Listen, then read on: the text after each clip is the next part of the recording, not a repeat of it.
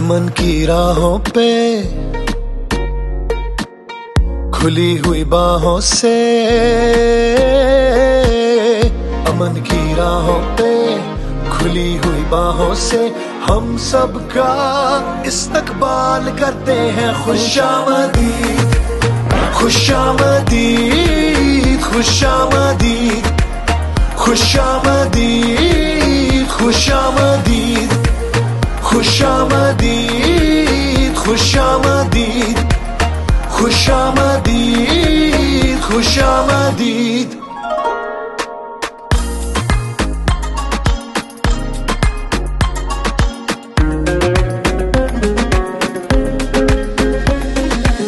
रिश्ते बढ़ाने से देश देश खुशहाली आए, साफ शफाफ माहौल रहे, नगर नगर हरियाली छाए।